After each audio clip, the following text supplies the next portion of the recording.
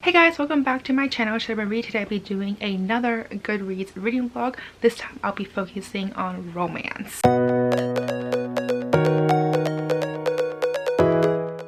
So this is my second reading vlog in the series and I'm actually doing pretty good with my first one. I'm still going through it, but I only have 2 books left to read, so I feel pretty confident that I'll get to finish it soon. So I decided to start my new one, which is this one over here for romance.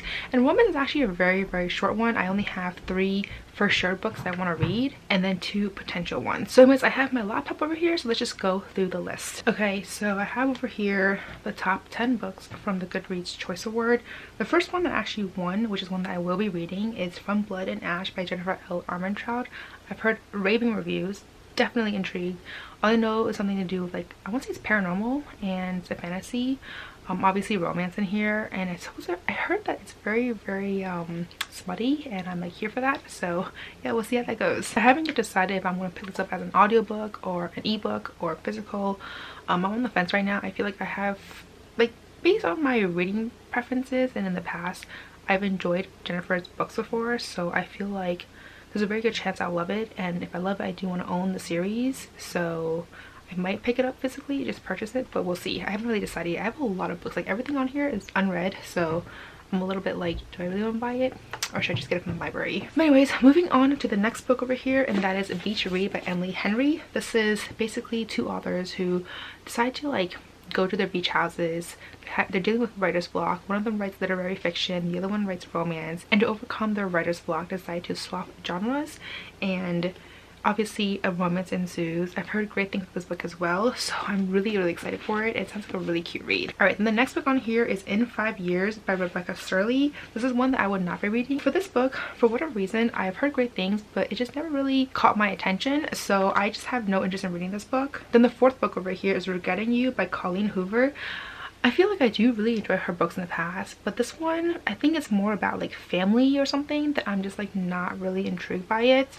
It says over here that it's about family, first love, grief, and betrayal. So I don't know, it just doesn't seem like it will be my type of book, so I will not be reading this book this time around. Then the next one over here is Boyfriend Material by Alexis Hall. This is one that I will not be reading. I don't know, this book doesn't really caught my attention either, so I just kind of like, meh, do I really want to read it? It's like I have so many other books to read right now. And to be honest, the whole purpose for these Goodreads Choice Awards reading vlogs for me is for me to read the books that I already have like on my TBR, not to add new books to my TBR, unless it's like the first winner, unless it's like a winner and it's one that I've been like, should I read it? It sounds really intriguing, but for the most part it's really just for me to read the books that I already have, that's already on my TBR, and not put more books on my TBR. The next book right here is Take a Hint, Danny Brown by Talia Hibbert. This one I actually really want to read. This is my maybe. The issue is that I haven't read any of the books in the series, and even though it's not like a direct sequel, I want to say that each book follows like a different sister, I think. I'm not really sure. But because I haven't read the other ones, I feel like I don't really know the side characters, like the world, as much, and I think I would need to pick up the rest of the series to really enjoy, like to really like get the full experience. So this is why this is potentially on here. I'm not really sure yet. Then the next one over here is One to Watch by Kate Stayman London. This is one that I would not be reading, never really caught my attention, not really interesting to me. The next book over here is The Happy Ever After Playlist by Abby Jimenez. This is part of a series, which is another one on my potential list. It's the 2nd book in the series. I don't know if I had to read the first one to read this one, which is why I am not sure, but we'll see. And then the next book over here that I will be reading is The Switch by Beth O'Leary, and this book just sounds super entertaining. I want to say it's like 2 females who decided to like swap places. I want to say one's like 80 years old and the one is like 20 something years old, so I'm not really sure how that works out, but I'm very intrigued and I really like the Flasher. That was a really good book, so I definitely want to pick up another one of her books for sure. Then the next book on here is You Had Me Iola by Alexis Daria. This is one that just never caught my attention, to be honest, so this is one that I would not be reading. So these are the top 10 books from the Goodreads Choice Award. So honestly this vlog will be pretty short because I really only have 3 books for sure that I really want to read. Beach Read, I have From Blood and Ash, and I have The Switch, and then I have 2 potentials which I'm like not even sure if I'll get to, or if I will actually read them because they're part of a series. So we'll see guys, we'll see, but I do expect that this vlog will be pretty short and hopefully I will get get to reading soon and loving the books for this genre. So anyways, I will see you guys next time and come back with an update sometime soon.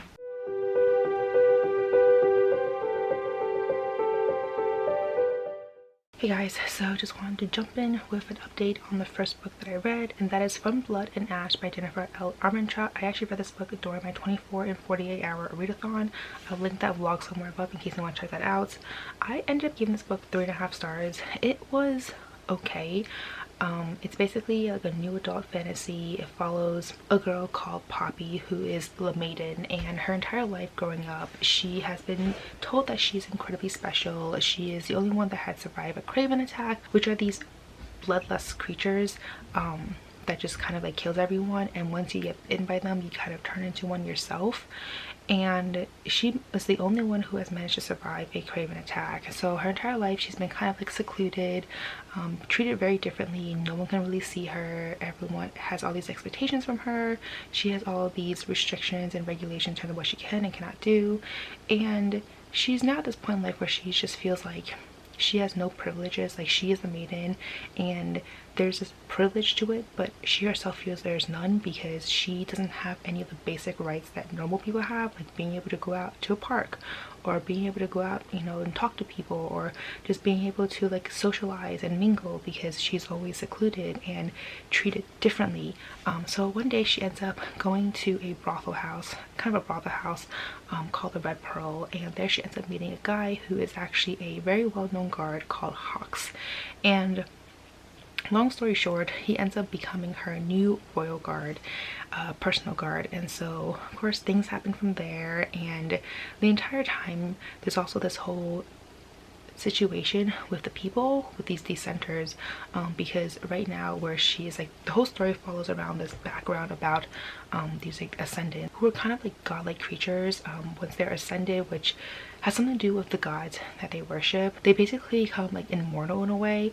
And their whole belief, like the whole society, is that if you're, I want to say, if you're good enough or something, you become ascended, you have the chance to be ascended. And for her, like, that's kind of her goal. Like, her goal for next year is to become an ascendant, to join the ranks of those who have lived for hundreds of years, kind of like godlike people. And there are these people in their society who don't really like the ascendants. They believe that there is actually someone else, someone who's like the rightful ruler of their kingdom, and it's not actually the queen, the current queen, who is an ascendant.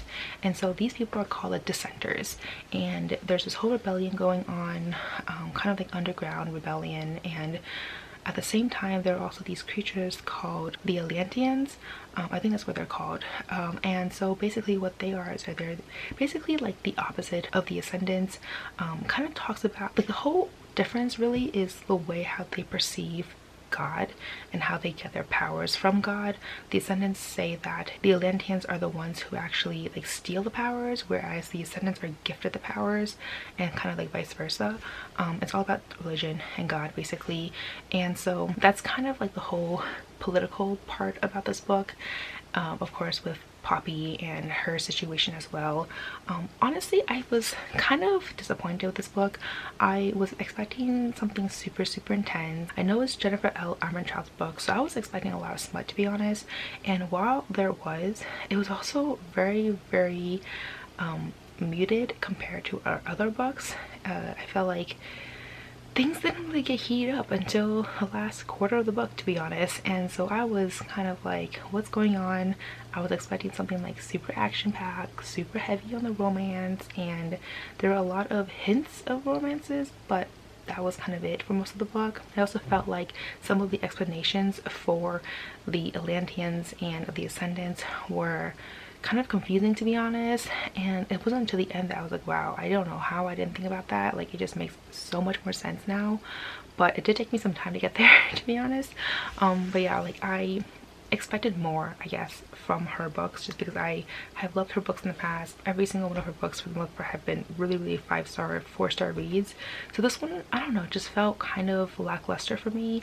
I'm not saying that's bad or anything like that, it just wasn't amazing, or like it didn't really live up to my full expectations of her books. But I think I will continue on with the series, but just because the ending and the way how it ended, I was very shocked. I mean, yes and no. I was super shocked by the truth of behind what's going on, but I was not shocked about a certain person and that person's role in the entire thing. Honestly, I was very, very suspicious about this person from, I don't know, very early on, and when my predictions came true, I was like, yep. Anyways, that's all I can say for this book. It's good, it just wasn't amazing, basically. Anyways, moving on to my next book. So I'm finally back with another update for yet another book. I finally read the second book for this vlog, and that is Beach Read by Emily Henry. This book I ended up giving 4 stars. It was cute, but it wasn't amazing. So this book basically follows 2 characters. One is Gus, or Augustus, who writes these literary novels. Very good looking, very, very successful in his writing career.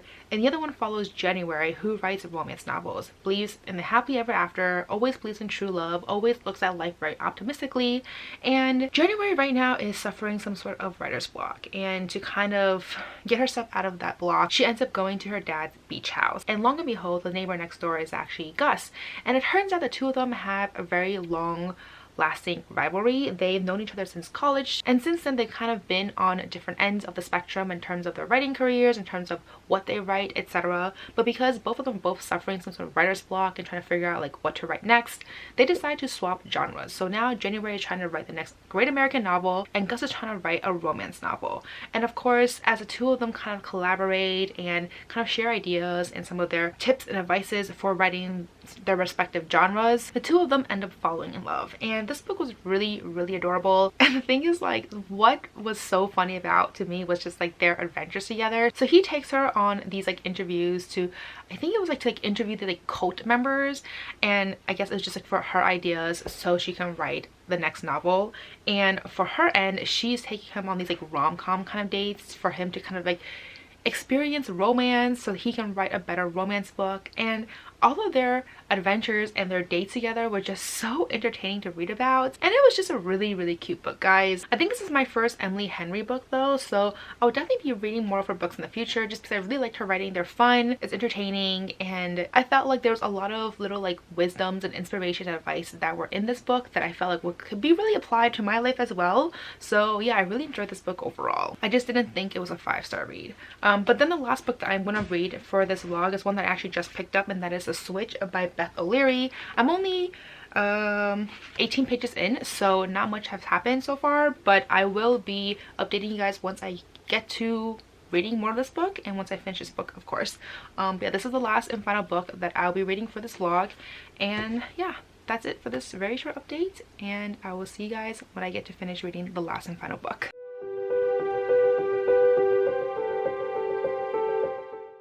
Okay, so just wanted to jump in quickly and finally finish this vlog. It's been quite some time since I last finished the last book in this vlog, and that is The Switch by Beth O'Leary. I did end up giving this book 3.5 stars. It was just an okay read. Like, it was cute, it was fun, but nothing like super special. So basically this book follows Eileen as well as Lena, who decide to switch places. Eileen is a 70-year-old something woman, grandmother, who lives in this like countryside, and she's dealing with a bunch of, you know, like gossipy neighbors, as well as organizing a bunch of like town events, stuff like that.